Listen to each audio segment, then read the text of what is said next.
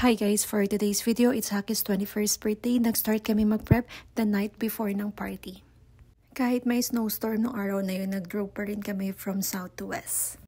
I think inabot din kami ng 4.5 hours para matapos kami sa pag-set up. Even si Little Chloe nakitulong na rin sa amin para mag-set up. So, nung mga time na yan, hindi available yung balloon arc namin. So, nagtali-tali na lang kami ng mga balloon para mag-form din ng arc. Yellow yung theme ng party kaya gumamit kami ng balloons na yellow and white dahil yun daw ang favorite color ni Haki. Then after a few hours, ito na yung itsura niya. Then we call it a night and here's the final looks the following day.